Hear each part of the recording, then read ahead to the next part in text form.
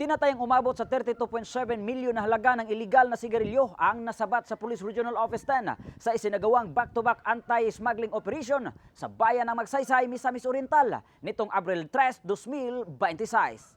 Unang nadiskubre bandang 1:50 ng hapon ang isang wing van truck na umano'y kargado ng smuggled cigarettes matapos makatanggap ng intelligence report ang mga otoridad. Agad rumispondi ang pinagsanib na puwersa ng Regional Mobile Force Battalion 10 at lokal na pulisya.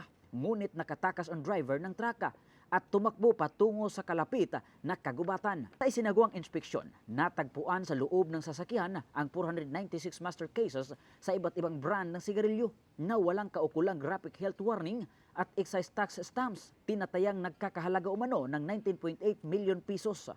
Kabilang sa mga nakumpiskang brand ang Green Hills, New Orleans, Casablanca at Modern Cigarettes. Samantala, sa hiwalay na operasyon bandang 4:40 ng hapon, isa pang abandonadong wing van truck ang nadiskubre sa Purok 5 Barangay Candiesa. Laman nito ang 322 master cases ng pinaghinalaang smuggled cigarettes na nagkakahalaga umano ng 12.8 million pesos. Ayon sa paunang investigasyon, posibleng patungo sa Caraga Region ang dalawang sasakyan at inaalam pa kung may koneksyon ba ang dalawang ito. Patuloy rin ang investigasyon upang matukoy at mahuli ang mga responsable sa insidente.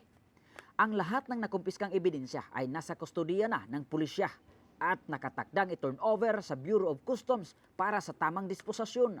Samantala, pinuri ni Police Regional Office and Regional Director Police Brigadier General Christopher N. Aburrahano ang mabilis at koordinisadong aksyon ng mga operatiba. Binigyang diin niya na nanatiling alerto ang kapulisan laban sa mga iligal na aktibidad ngayong Semana Santa at hindi niya papayagan ang sinumang samantalahin ang panahong ito. Dagdag pa niya, patuloy na paigtingin ng Police Regional Office 10 ang intelligence operations at pakikipag-ugnayan sa iba't ibang ahensya upang mapanatili ang kapayapaan at kaayusan sa rehiyon. Mula dito sa Campo Alagar, ako po ang inyong Police News Network Correspondent mula sa Regional Public Information Office ng Police Regional Office 10, Corporal Joel Lazaro Subsuban, alagad ng batas, tagataguyod ng balitang pulis.